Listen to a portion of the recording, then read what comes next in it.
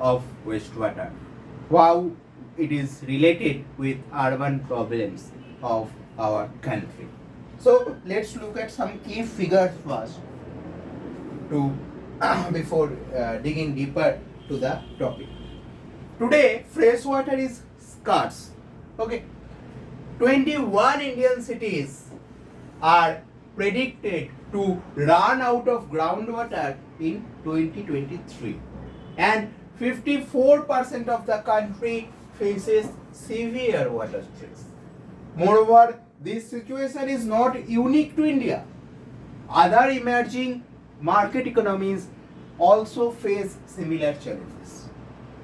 Not surprisingly, the bulk of the effect of climate change will be manifested through increasing water scarcity. By treating and recycling wastewater at scale, we could directly meet 60 to 70% of urban water need and prevent the pollution of freshwater resources. So, the key is treating and recycling this kind of wastewater to save ourselves from upcoming water scarcity in the urban areas of our own country or the other countries as well. Moreover, the benefits extend beyond conserving water. Recycling treated wastewater can actively contribute to reducing greenhouse gas emissions. For instance, in 2021, the exclusive use of recycled treated wastewater for irrigation alone had potential to reduce India's greenhouse gases emission by 1.3 million tons. Okay. So this is the extent of benefit of the treatment of wastewater or recycling of wastewater. Almost 80% of the water supplied in a household is discharged as a wastewater. The discharge is mostly untreated. So it is a potential pollutant for the groundwater or being discharged into the natural drainage system, causing pollution in the downstream areas and water bodies. As of now, only 30% of India's urban wastewater is recycled or treated. The apathy with regard to sewage treatment plants lies in the fact that those in urban spaces neither properly financed or nor designed as well. Instead of constructing large conventional STP or sewage treatment plants in which emphasis is placed on setting up a large infrastructure network, what we need to look at are alternative methods which don't burden the economy and environment both. Okay. So, need for a decentralized approach. Central urban development schemes such as Jal Shakti Abhiyan, such as Swachh Bharat Mission, or Atal Mission for Rejuvenation and urban transformation, that is Amrut, Smart Cities Mission and Namami Gange are crucial for wastewater treatment. They also emphasize the reuse of wastewater including grey and black water for various purposes. For specially non-potable ones like horticulture and flushing. Decentralized wastewater management approach can be considered as a sustainable and cost-effective alternative as it treats, discharges or reuses the effluent in the relative vicinity of its source of generation. Like other systems, decentralized systems must be properly designed, maintained, operated to provide optimum benefits. In the rapidly urbanizing cities of developing countries, decentralized wastewater treatment systems are an attractive solution for addressing the problems of water pollution and scarcity. They have been promoted extensively due to their low operation and maintenance requirement and smaller scale investment. So that's why decentralized approach should be taken because of low operation and maintenance requirement and those smaller scale of investments required. Now, decentralized wastewater treatment could be a feasible alternative for areas which are not connected to sewer networks as well as ones which are newly developed, so that the construction for their infrastructure is inadequate, not ready, or would be executed in future. Based on the size of the served area, there are different scales of decentralization. Decentralization at the level of suburb or satellite township in an urban area. These systems are applied to small towns. Decentralization at the level of neighborhood. This category includes clusters of homes, gated communities, small districts, and areas which are served by vacuum sewers. Decentralization at on-site level, that is on-site sanitation, so as to say, in these areas or in these cases, the whole system lies within the one property and serves one or several buildings. Decentralized and low-cost wastewater treatment systems can augment limited treatment capacity. The mainstreaming of decentralized wastewater treatment system needs a policy level thrust from the government. Hence, sound policy and regulatory interventions by the central and state governments are prerequisite for launching innovative reuse projects. Government interventions will need to focus on incentivizing the use of reclaimed water and developing institutional support mechanisms. States including Gujarat, Maharashtra, Rajasthan, Chhattisgarh, Karnataka, Madhya Pradesh have announced a wastewater treatment policy. Okay, which other states lack.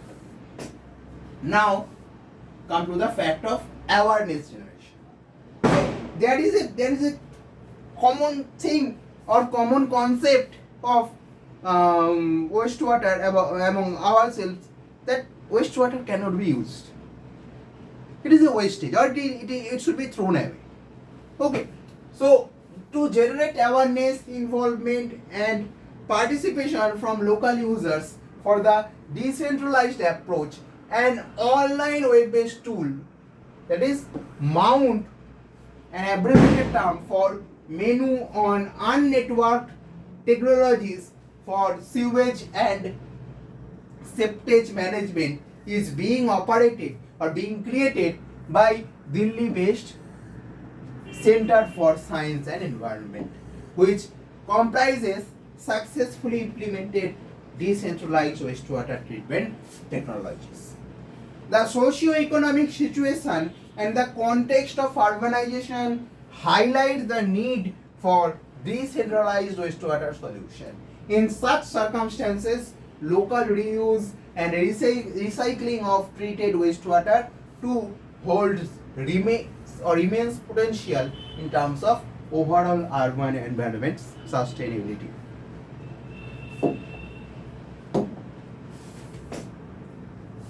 Now come to the need for wastewater policy or wastewater recyclement, wastewater recycle or wastewater treatment policy.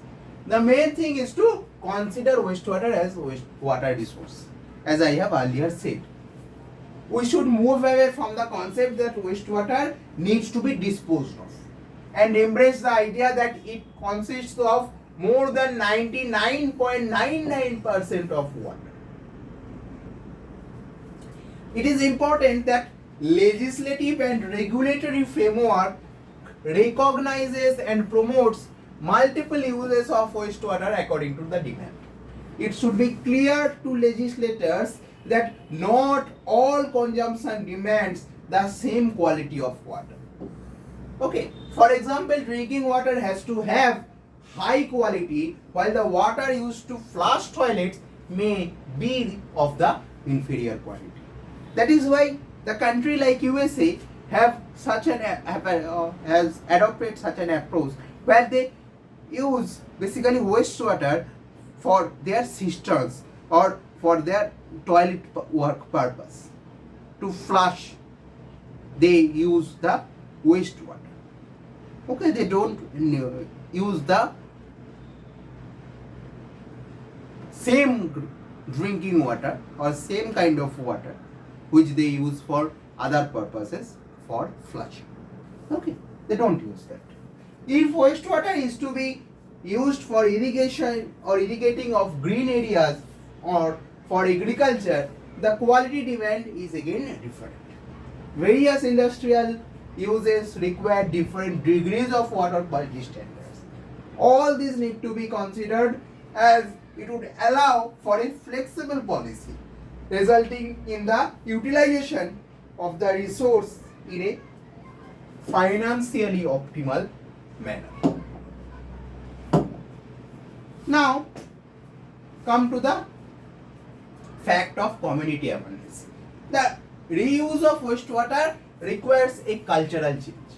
People are taught from very young age that wastewater is not a waste. Wastewater is not a waste. Though partly true, as a number of waterborne diseases are attributed to dirty water, wastewater is a resource or should be considered as a resource. If we ignore the fact that the number of waterborne diseases attributed to dirty water.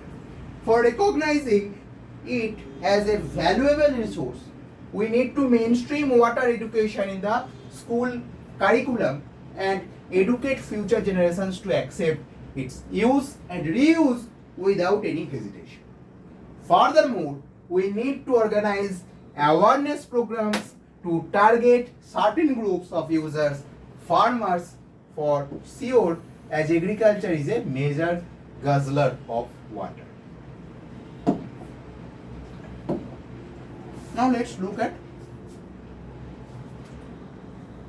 the water reuse from a circular economy perspective. Examples of water reuse programs around the world. One is International Space Station. Wastewater is recycled and astronauts drink that clean fluid that emerges at the end of the process. Look at the example of EU. In 2006, 2.4% of treated wastewater effluents reused. Spain accounted for about a third of this, and Italy used approximately 233 million meter cube per year. In France, Spain, Greece, Cyprus, these much of percentage of treated effluents were reused. Look at the states of USA. Groundwater replenishment system for indirect potable use, considered as a state of the art. Those includes RO process, MF process, oxidation or disinfection. Look at the African country, Namibia, wastewater reclamation plant in the world for direct potable use. Israel, as of 2010, it treats 80% of its sewage and 100% of the sewage from the Tel Aviv is treated and reused as irrigation water for agriculture and public works. Look at the statistics of Berlin, Germany. 248,000 meter cube of wastewater recharge surface water lakes which artificially recharge aquifers through artificial infiltration ponds and bank filtration by means of natural lakes. The groundwater is then abstracted to supply 3.4 million people in Berlin with drinking water without chlorination. Look at the last example of Singapore. Newater represented 1% of total daily water consumption 11.4 million liters per day, rising to less than 2.5% today, with the majority of it for non-potable application. So these are the reuse of water across the globe on a circular economy perspective. Now, maximizing the potential of wastewater to create a secure buy-in for a paradigm shift would require establishing of an enabling environment for change.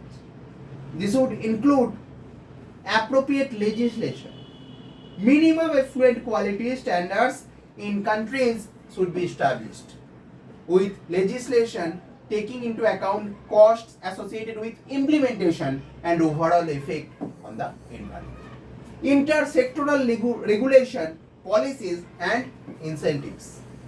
These instruments needs to be modified, aligned, developed and implemented in cooperation with other sectors to avoid any confusion.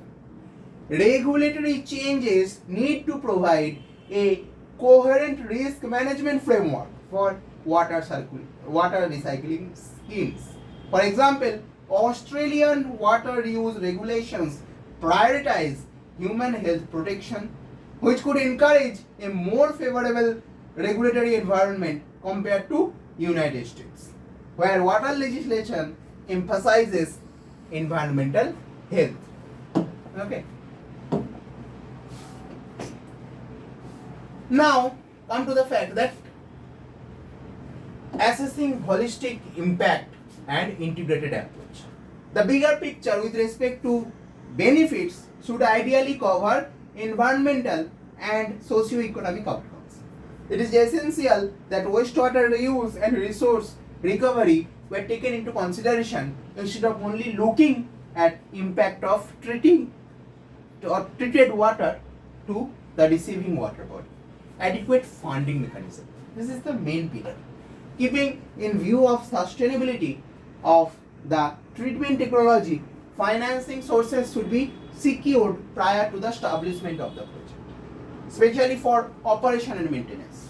Government budgets assigned for river rejuvenation, water resources augmentation and pollution abatement, including corporate social responsibility funds, should be seen as potential source of funding such initiatives. Multi-stakeholder engagement.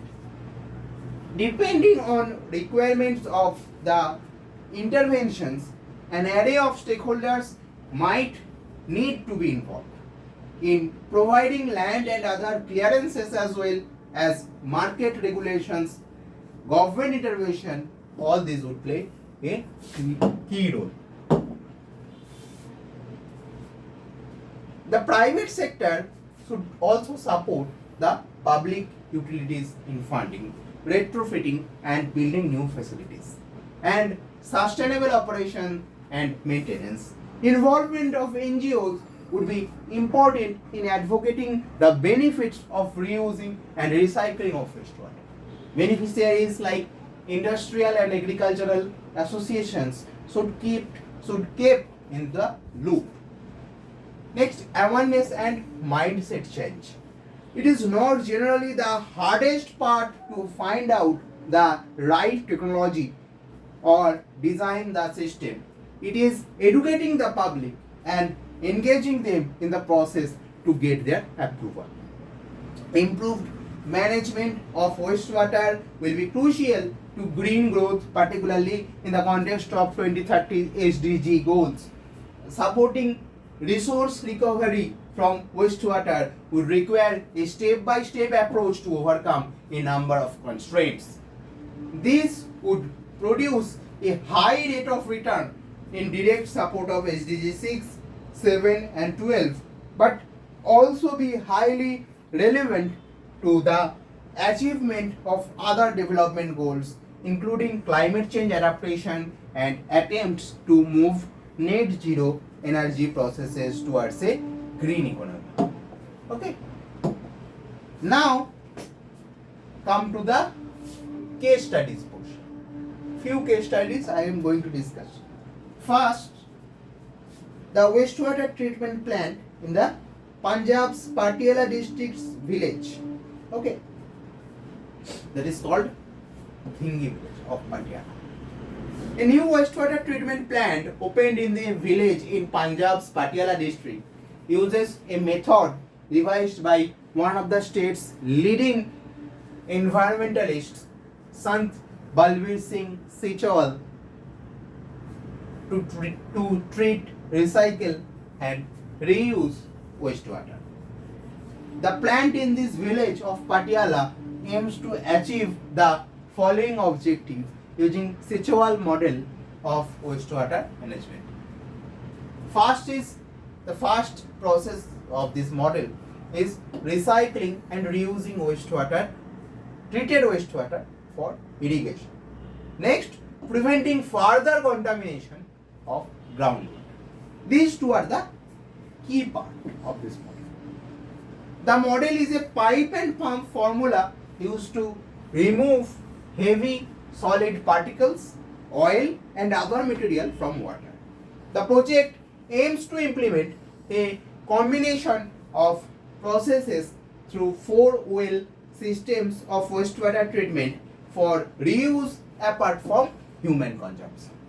The water wells need to be cleaned regularly, otherwise they produce extremely poor effluents with high suspended solid which can be detrimental to the constructed wetland and cause clogging of beds.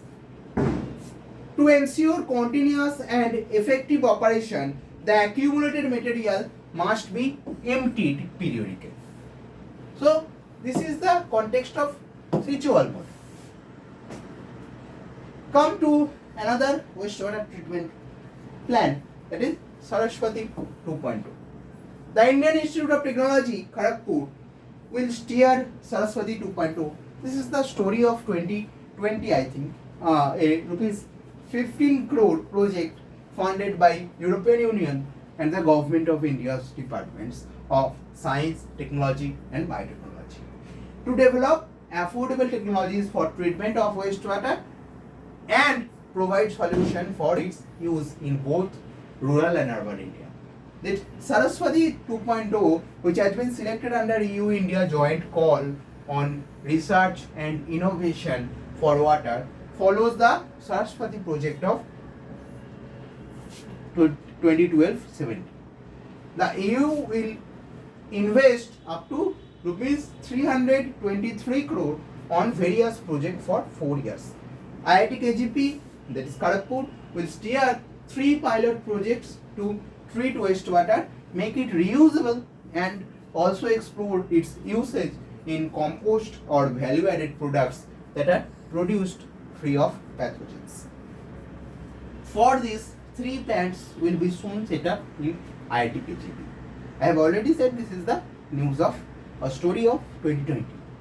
2 anaerobic digesters, one with bioelectrochemical filter and other with photoheterotropic bioreactor, and a plant for ultrasonic treatment of sludge as well, which are the component of Saraswati 2.0. Now come to the next model of Haryana, Kudak Jagir model. The Gram Panchayat in the village of Kudak Jagir in Haryana's Karnal Hills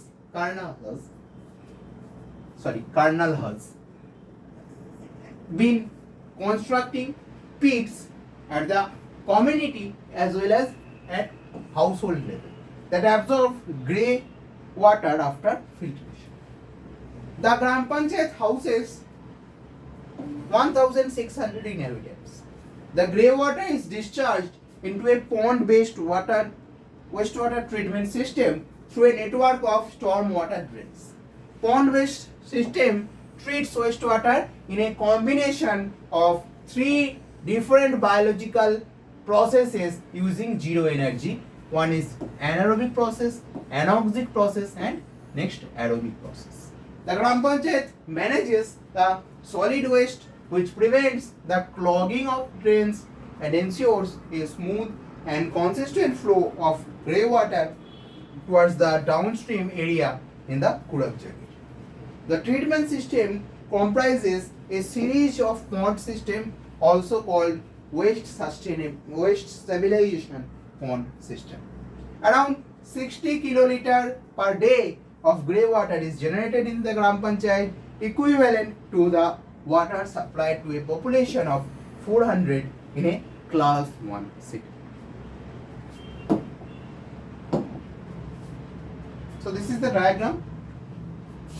From here, the effluent enters into the anaerobic pond 1, then comes to the anaerobic pond 2, then come to the third pond, facultative pond, then come to the maturation pond, and then maturation pond 1 first, then maturation pond 2 pond, where it is used as a pisciculture, means to cultivate fish or for fish farming purpose. Next, wrap, trap and jab strategy. A new wrap, trap and jab strategy that employs microspheres wrapped in graphene oxide, forming a graphene shield, helps destroy antibiotic resistant bacteria and free floating antibiotic resistant genes produced by scientists of Rice University, United States, and Tongji University of Shanghai in wastewater treatment plants. The graphene wrapped spheres with cores of bismuth, carbon and oxygen wrapped with nitrogen doped graphene oxide kill the bacteria by producing 3 times the amount of reactive oxygen species compared to spheres without the graphene shield. Nitrogen doping helped give the spheres more time to capture and kill the bacteria. The ARG, that is antibiotic resistant gene released by the dead bacteria, are then immediately captured and degraded by the enhanced particle. This ensures that antibiotic resistance genes do not contaminate the effluent.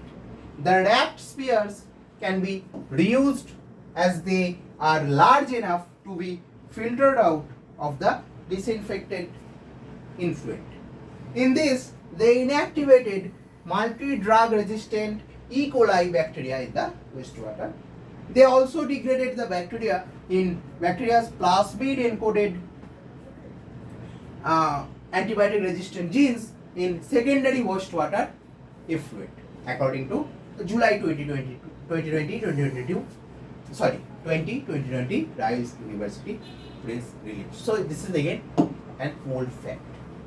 Okay. So this is where I want to conclude this session.